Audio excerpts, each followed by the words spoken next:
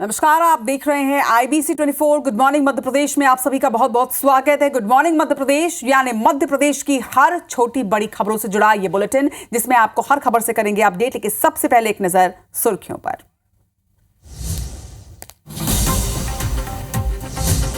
आज महाराष्ट्र में सीएम पद की शपथ लेंगे देवेंद्र फडणवीस, एकनाथ शिंदे और अजीत पवार लेंगे डिप्टी सीएम पद की शपथ। समारोह में मुख्यमंत्री डॉक्टर मोहन यादव होंगे शामिल। मोहन कैबिनेट की बैठक में जर्मनी और लंदन से मिले 78,000 करोड़ के प्रस्तावों पर चर्चा। सोयाबीन और धान उपार्जन को लेकर मंत्री करेंगे प्रभार जिलों का दौरा। पंडित धीरेन्द्र शास्त्री का बड़ा बयान, कहा हिंदुओं की घटती आबादी चिंता का विषय, 4 बच्चे पैदा करने की एक बार फिर से दी सलाह। एमपी के थानों में हर मंगलवार को होगी जन सुनवाई, अच्छे पुलिसकर्मियों को मिलेंगे रिवॉर्ड, शिकायत मिलने पर मिलेगी सजा। अनूपपुर के झिरिया माइंस में बड़ा हादसा, छत गिरने से 2 कर्मचारियों की मौत, 2 हुए घायल, हसदेव क्षेत्र की घटना।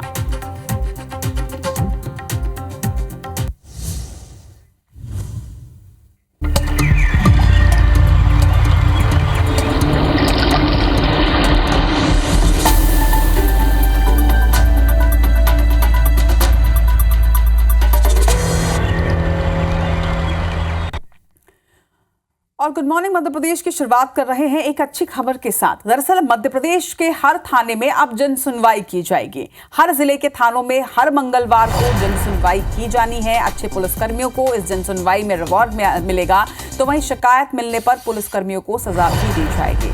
डीजीपी ने सभी आईजी और एसपी को इस जन सुनवाई के लिए निर्देश दे दिए हैं। तो मध्य प्रदेश के सभी थानों में अब जन सुनवाई की जाएगी। इस जन सुनवाई के दौरान अच्छे पुलिसकर्मियों को जहां रिवॉर्ड दिया जाएगा, तो वहीं अगर पुलिसकर्मियों की शिकायत मिली तो उन्हें सजा भी दी जाएगी। डीजीपी ने आदेश जारी किए हैं। हरप्रीत कौर रैन हमारी संवाददाता इस वक्त हमारे साथ जुड़ रही हैं। हरप्रीत, एक अलग तरह की जन सुनवाई होगी, किस तरह की रूपरेखा इसकी होगी? क्योंकि एक निर्देश तो समझ में आ गया है कि पुलिसकर्मियों को रिवॉर्ड भी मिलेगा तो सजा भी मिलेगी। बिल्कुल, देखिए जैसे कि आपने शुरुआत में कहा कि एक अच्छी खबर, दरअसल ये अच्छी खबर आम जनों से जुड़ी हुई है। अब तक मध्य प्रदेश में जिलों में एसपी ऑफिस में जन सुनवाई होती थी, लेकिन अब डीजीपी कैलाश मकवाना ने सभी रेंज आईजी एसपी को निर्देश दिए हैं कि जिलों में प्रत्येक थाने में हर मंगलवार को जन सुनवाई की जाए, ताकि जो भी पीड़ित व्यक्ति आवेदक शिकायतकर्ता यहाँ पर पहुंचे वो अपनी शिकायत दें, और न सिर्फ शिकायत दें बल्कि इन पर तत्परता से कार्रवाई भी की जाएगी। रेंज आईजी एसपी को निर्देश दिए हैं कि समय समय पर वो सभी थानों का औचक निरीक्षण करें, सुपरविजन नोट दें, और इसके साथ ही सिटीजन सेटिक सर्विसेज का वो रिव्यू करें। इनमें कौन सी और सेवाएं जोड़ी जा सकती हैं वो खुद इसमें तय करें। इसके साथ ही उन्होंने यहाँ पर हिदायत भी दी है कि थानों में जो निचला स्टाफ है या पुलिसकर्मी तैनात हैं वो लोगों से अच्छा व्यवहार करें, सख्ती केवल बदमाशों के साथ की जाए। इसके साथ ही अधिकारियों को निर्देशित किया गया है कि जो पुलिसकर्मी अच्छा काम कर रहे हैं उन्हें रिवार्ड दिया जाए, लेकिन बुरे को दंड भी दिया जाए, इस बात का खास ख्याल रखा जाए। देखिए, खास बात यह है कि एसपी ऑफिस में अभी तक मंगलवार को जन सुनवाई होती थी, लेकिन अब हर थाने में जन सुनवाई होगी और खुद पुलिस अधिकारियों को इन थानों में मौजूद रहना पड़ेगा। जी, तमाम डिटेल के लिए आपका बहुत बहुत शुक्रिया हरप्रीत। तो एक अच्छी पहल की जा रही है यहाँ पर, क्योंकि अब तक एसपी थाने में होती थी जन सुनवाई, लेकिन अब हर जिले में जन सुनवाई होगी। डीजीपी ने खुद इसके निर्देश जारी किए हैं, तो अब जन सुनवाई की जाएगी और निश्चित तौर पर एक अच्छी पहल मध्य प्रदेश में।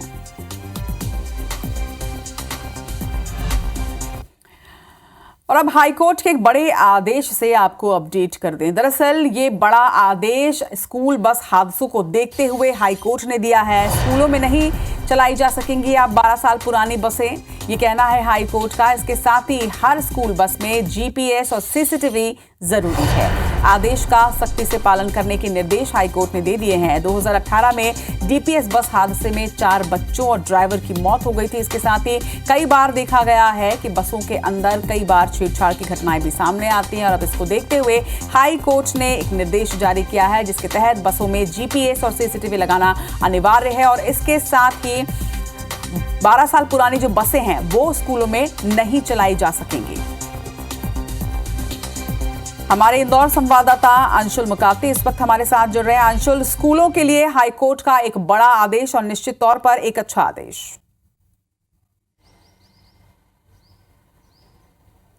जी बिल्कुल, आपको बता दूं 2018 में इंदौर में डीपीएस बस हादसा सामने आया था जिसमें कि 4 बच्चों की और ड्राइवर जो है बस का चालक जो था उसकी मौत हो गई थी। और उसके बाद से लगातार बसों की सुरक्षा को लेकर के सवाल खड़े जो हैं वो हो रहे थे। उसके बाद भी लगातार कई हादसे जो हैं स्कूल बसों के सामने आए थे और उसके बाद कई जनहित याचिकाएं जो हैं वो इंदौर हाईकोर्ट में लगी थी। उसी को लेकर के अब हाईकोर्ट ने निर्देश जो है वो जारी किए हैं। 12 साल पुरानी बस जो है वो संचालित नहीं की जा सकेगी, उन्हें स्कूल बसों से हटाना पड़ेगा। और इसके लिए हाईकोर्ट ने यह भी निर्देश दिए कि मोटर व्हीकल एक्ट 1996 जो है उसमें भी यह प्रावधान लाया जाए कि ये जो 12 साल पुरानी बसें हैं ये स्कूलों में नहीं चलाई जा सकेंगी। इसके अलावा कोर्ट ने यह भी निर्देश दिए हैं कि सभी बसों में जीपीएस और सीसीटीवी कैमरे जो हैं वह अनिवार्य रूप से लगवाए जाएं और इसका सख्ती से पालन जो है वह भी कराया जाए। जब डीपीएस बस हादसा हुआ था तब भी यह सवाल खड़े हुए थे कि बस की स्पीड ज़्यादा थी, बस में किसी प्रकार का स्पीड गवर्नर जो है वो नहीं लगा हुआ था। और उसके बाद से लगातार इसमें प्रावधान जो है लाने की बात कही गई थी। और जब जनहित याचिका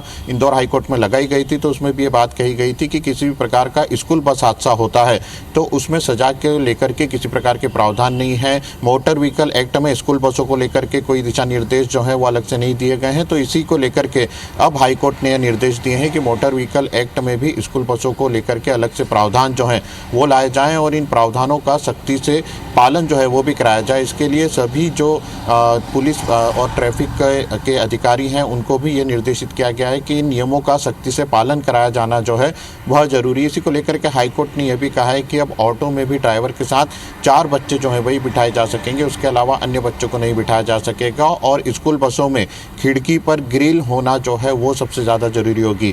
साथ ही स्कूलों में एक व्यक्ति की नियुक्ति की बात भी जो है वो स्कूल प्रबंधन की तरफ से कही गई है जो कि इन बसों और जो बस सेवा स्कूलों में चल रही है उसे लेकर के जिम्मेदार होगा। उसकी तरफ से इन सभी निर्देशों पर निगरानी रखी जाएगी और उसके बावजूद भी यदि बस में किसी प्रकार का हादसा होता है तो उसकी भूमिका भी जो है इस मामले में तय की जाएगी। यानी कि अब जो सख्त है हाईकोर्ट वह हो चुका है और जिस प्रकार के बस हादसे सामने आ रहे थे लगातार उन्हें लेकर के यह सख्ती जो है ये दिखाई दी है। हालांकि जब भी कोई बस हादसा होता है, इंदौर में भी जब डीपीएस बस हादसा हुआ था तो उसके बाद इसको स्कूल बसों को निर्देश दिए गए थे कि वो सीसीटीवी कैमरे लगाए जाएं और साथ ही जो स्पीड गवर्नर होता है स्पीड को लेकर के जो जांच होती है उसे हर बस में लगाया जाए। हालांकि कई स्कूलों ने इसका पालन किया था लेकिन अभी भी कई स्कूल ऐसे थे जो इनका पालन नहीं कर रहे थे और यह लगातार सवाल खड़े हो रहे थे कि जो बसें दूसरे राज्यों में बंद हो जाती है चलना, जिन्हें दूसरे राज्यों में नहीं चलाया जा सकता है उन्हें इंदौर के स्कूलों में चलाया जा रहा था। तो अब इसी को लेकर के निर्देश जो है जारी किए गए और बच्चों के आदेश के बाद अब सख्ती से इस नियम का पालन जो करना है वो अनिवार्य कर दिया गया है। तमाम जानकारी के लिए आपका बहुत बहुत शुक्रिया अंशल।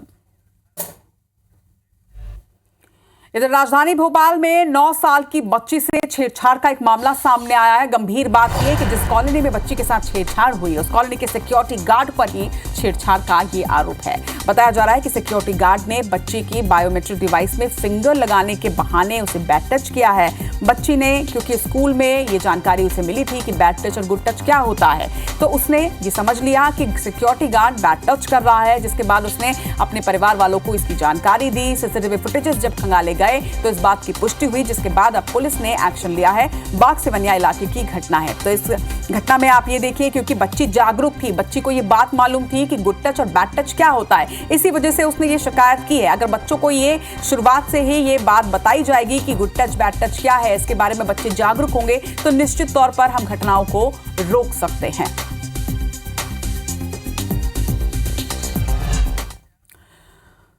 शिवपुरी के करैरा में एक बार फिर से पंडित धीरेन्द्र कृष्ण शास्त्री ने एक बड़ा बयान दिया। उनका कहना है कि देश में हिंदुओं की कम होती संख्या चिंता का विषय है। गजवाए हिंद वाले लोगों की संख्या बढ़ रही है और इसीलिए उन्होंने एक बार फिर से हिंदुओं को 4 बच्चे पैदा करने की सलाह दी है। उनका कहना है कि हिंदू 2 बच्चों को सनातन धर्म के लिए समर्पित कर दें और 2 बच्चों को अपने पास रखें और इस लिहाज से हर हिंदू को 4 बच्चे पैदा करने चाहिए। अब देखना होगा इस पर क्या प्रतिक्रियाएं सामने आती। सुनिए कि पंडित धीरेन्द्र कृष्ण शास्त्री ने क्या कहा। घटती हुई हिंदुओं की आबादी और गजवाए हिंद चाहने वालों की बढ़ती हुई आबादी इस देश के लिए बहुत घातक है।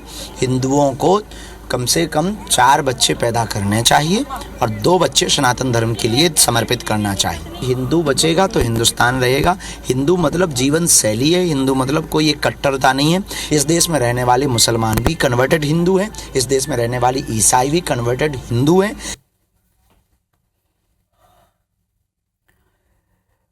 भोपाल के मंत्रालय में मुख्यमंत्री डॉक्टर मोहन यादव की अध्यक्षता में कैबिनेट की बैठक हुई, जहां पर जर्मनी और लंदन से मिले 78,000 करोड़ रुपए के प्रस्तावों पर चर्चा की गई। इसके अलावा उद्योग विभाग से संबंधित रियायतों और विधानसभा के शीतकालीन सत्र में पेश होने वाले विधेयकों पर भी मंत्रियों के साथ विचार विमर्श मुख्यमंत्री ने किया है। बैठक में यह निर्णय लिया गया कि 7 दिसंबर को नर्मदापुरम में होने वाले रीजनल इंडस्ट्री कॉन्क्लेव के दौरान नवकरणीय ऊर्जा के मैन्युफैक्चरिंग पार्क्स बनाने के लिए 884 एकड़ जमीन निवेश को दी जाएगी। कैबिनेट के महत्वपूर्ण फैसलों की जानकारी नगरीय प्रशासन मंत्री कैलाश विजयवर्गीय ने साझा की। उन्होंने बताया कि सिंहस्थ 2028 के पहले इंदौर और उज्जैन में 2,312 करोड़ की लागत से सड़कों का निर्माण किया जाएगा। मंत्री विजयवर्गीय ने बताया कि पार्वती काली सिंध चंबल नदी परियोजना से 13 जिलों में 6 लाख हेक्टेयर भूमि में सिंचाई होगी। वहीं मीटिंग में माधव नेशनल पार्क को टाइगर रिजर्व घोषित करने पर भी चर्चा की गई है। उज्जैन सिंहस्थ बाईपास 2 लेन है, हम उसको 4 लेन करके पेवर शोल्डर उन्नयन निर्माण के कार्य लगे 701 करोड़ रुपए की प्रशासकीय स्वीकृति दे रहे हैं। कोशिश ही हम करेंगे।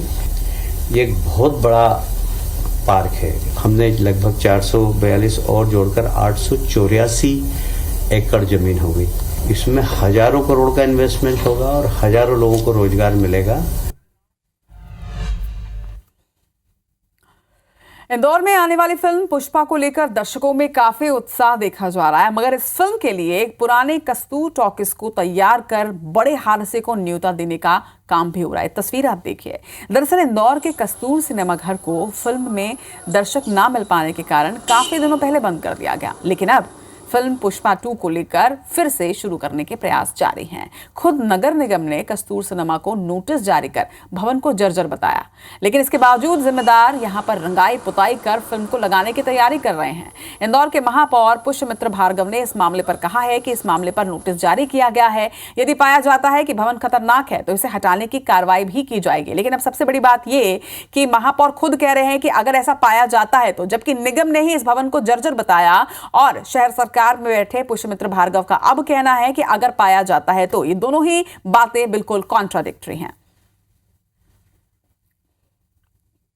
जांच में ये पाया गया कि वो जर्जर मकान है, तो जर्जर मकान या जर्जर स्ट्रक्चर का धारा 310 के तहत कार्रवाई होती है। स्ट्रक्चरल इंजीनियर से उसकी जांच करवा के अगर ये पाया जाएगा कि वो खतरनाक है तो उस आधार पर कार्रवाई करेंगे।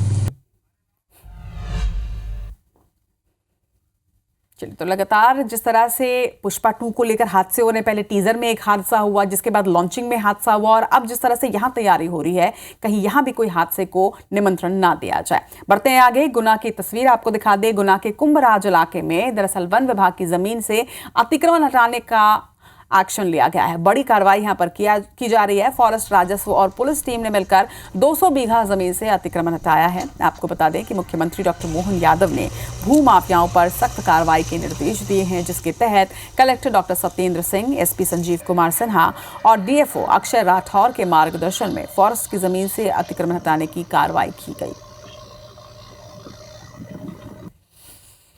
रेंज बीनागंज में आज हम लोगों ने प्लान किया है बूराखेड़ी बीट में लगभग इसमें 200 बीघा के आसपास अतिक्रमण भूमि थी, उसको आज हम लोग अतिक्रमण मुक्त कराने जा रहे हैं, जिनकी कार्रवाई करने से वहाँ के आसपास में एक मैसेज है कि आप अगर अतिक्रमण करेंगे तो वो परमानेंसी नहीं है, उसमें वो कभी भी प्रशासन के द्वारा हटाया जा सकता है।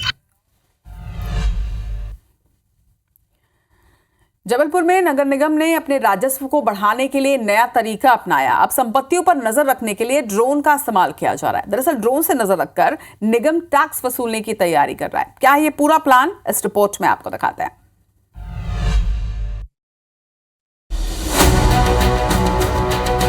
जबलपुर नगर निगम की आय में इजाफा होने जा रहा है। नगर निगम ने शहर में संपत्तियों का सही आंकड़ा जानने के लिए एयरक्राफ्ट और ड्रोन से सर्वे कराया है। 3D सिटी मैपिंग में बिना रिकॉर्ड वाली 20,000 ऐसी संपत्तियां मिली हैं जो रिकॉर्ड में दर्ज ही नहीं। इससे राजस्व में सालाना 3 से 4 करोड़ रुपए बढ़ेंगे। ये ड्रोन सर्वे जो स्मार्ट सिटी द्वारा कराया गया है उसमें हमारे को रिकॉर्ड देखने से ऐसा लग रहा है कि करीब 17-18 हजार नई संपत्ति उसमें मिल जाएगी, परंतु कुछ में अभी पिन नंबर नहीं होने से उनका वेरिफिकेशन करवाया जा रहा है और जो एरिया अतिरिक्त मिला है वो भी लगातार बढ़ रहा है और इस तरह से हमारे को करीब 3 से 4 करोड़ की हमारी डिमांड बढ़ने की संभावना है।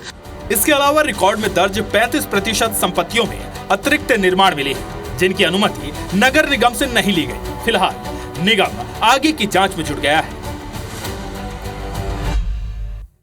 एक नया प्लान है, देखना होगा सक्सेसफुल होता है कि नहीं। लेकिन फिलहाल खबर सीधी से, जहां पर सड़क के लिए प्रधानमंत्री नरेंद्र मोदी से अपील करने वाली खड़ी निवासी लीला साहू का फिर एक वीडियो वायरल हो गया है। इस वीडियो में वो कह रही हैं कि इस रोड के लिए सरकार और नेताओं से वो लड़ाई ले रही हैं। उन्होंने कहा कि ये लड़ाई बहुत बड़ी है, इसमें मुझे खतरा भी है, लेकिन वो पीछे हटने वाली नहीं है। उनका कहना है कि जब तक वो इसे तोड़ेंगे नहीं तब तक नेताजी को छोड़ेंगे नहीं। आपको बता दें कि इसके पहले भी लीला साहू पीएम मोदी से वीडियो के माध्यम से रोड बनाने की अपील कर चुकी हैं। उनका ये वीडियो सोशल मीडिया पर पिछली बार भी काफी वायरल हुआ था और अब एक नया वीडियो उन्होंने जारी किया है जो भी वायरल हो रहा है।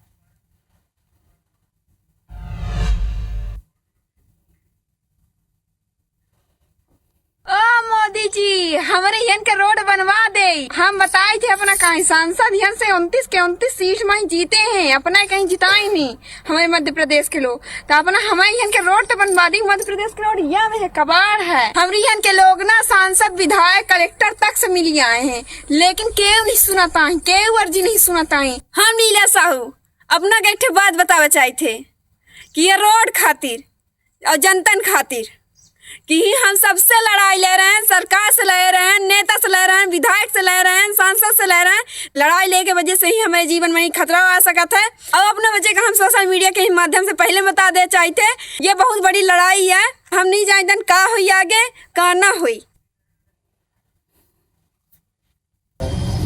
उसमें कुछ फॉरेस्ट का इशू था जो अब रिजॉल्व ऑलमोस्ट हो चुका है, वो जल्दी से बन। ये बात दिशा की बैठक में भी हमारी उठी थी और उसमें मतलब मिनिमम समय में वो बने।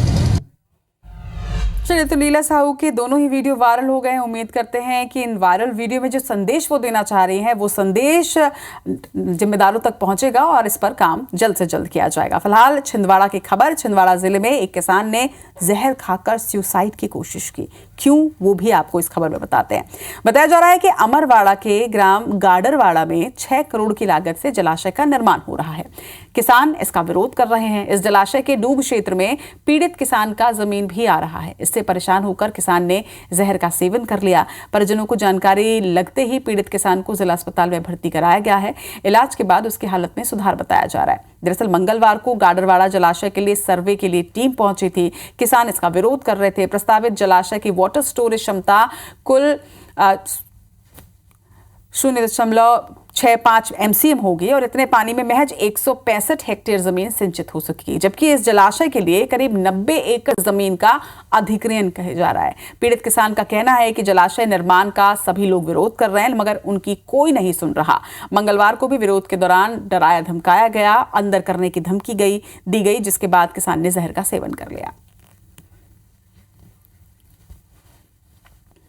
पुलिस वाले बोलने लगे, बोले कि ज़्यादा बोले कि जिसने ज़्यादा बोला तो उसको सीधे गाड़ी में उठा के सीधे थाना। तो हमने कुछ नहीं बोले सर, हम कुछ भी नहीं बोले, चुपचाप रहे। तो आयत में 20 की दारू पिया और दवाई पी लिया।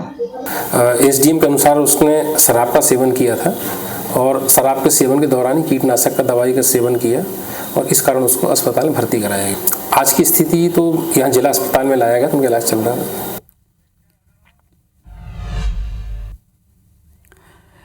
इंदौर की स्वच्छता का डंका पूरे देश में है, मगर तिरुपति बालाजी मंदिर की ड्रेनेज व्यवस्था को दुरुस्त करने के लिए इंदौर नगर निगम की मदद ली जा रही है। इसके लिए जल्द ही एक टीम तिरुपति मंदिर भी जाने वाली है जो कि वहां की ड्रेनेज व्यवस्था में सहयोग करेगी।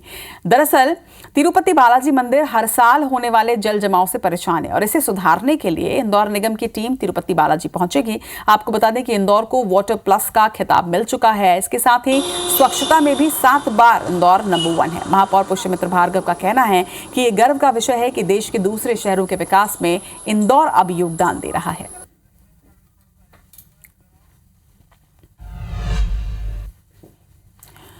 भगवान राम की नगरी ओरछा में राम जानकी विवाह महोत्सव को लेकर लोगों में भारी उत्साह है। 5 से 7 दिसंबर तक आयोजित इस पारंपरिक विवाह महोत्सव के लिए मंदिर प्रबंधन और जिला प्रशासन ने तैयारियां कर ली हैं। इस बार राम राजा सरकार की पालकी को नया स्वरूप दिया गया है। 6 दिसंबर को 7:30 बजे ढोल नगाड़े और राची ठाट बाट के साथ राम राजा सरकार की बारात निकाली जाएगी। मंदिर से निकलते ही सशस्त्र पुलिस बल दूल्हा बने राजा राम को गार्ड ऑफ ऑनर देंगे।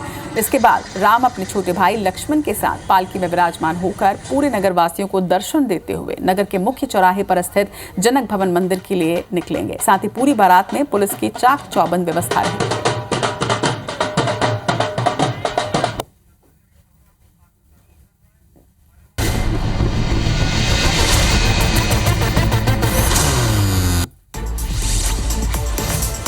राजधानी रायपुर में चोर गिरोह सक्रिय। रायपुर रोड के पास 5 दुकानों में हुई चोरी। रामानुजगंज में धान उपार्जन केंद्र में किसानों से वसूली, अवैध वसूली का वीडियो हुआ वायरल। अंबिकापुर में आईबीसी में रिपोर्ट की खबर का असर। शेयर ट्रेडिंग के नाम पर ठगी के मामले में एफआईआर दर्ज। मनेन्द्रगढ़ में बारातियों और बैंड वालों के बीच हुई मारपीट, 2 बाराती घायल। बलरामपुर में बुजुर्ग का अपहरण करने वाले 2 आरोपियों को पुलिस ने किया गिरफ्तार। एक आरोपी अब भी फरार। पत्थलगांव प्राचार्य और सहायक शिक्षक को निलंबित किया गया। दोनों शराब पीकर पहुंचे थे स्कूल। धमतरी में हाथी के हमले से 3 साल की बच्ची की हुई मौत। घटना टाइगर रिजर्व क्षेत्र के रिसगांव की। पखांजूर में किसानों को धान के 2300 रुपए दिए जा रहे हैं। किसानों ने प्रशासन पर लापरवाही के आरोप लगाए। राजनांदगांव में ग्रामीणों ने अघोषित बिजली कटौती को लेकर किया प्रदर्शन। बिजली ऑफिस का किया घेराव। अंबिकापुर में नगर निगम के ठेका कर्मचारियों ने सभापति को सौंपा ज्ञापन। ठेका पद्धति समाप्त करने की मांग। सारंगगढ़ में फेंगल तूफान की वजह से 3 दिनों से हो रही है बारिश। किसानों को धान कटाई में हो रही है परेशानी। जांजगीर कलेक्टर और एसपी ने दुर्घटना संभावित स्थलों का किया निरीक्षण। बेहतर यातायात व्यवस्था के निर्देश। सूरजपुर में बीजेपी की संभाग स्तरीय बैठक, जिसमें क्षेत्रीय संगठन महामंत्री अजय जामवाल रहे मौजूद।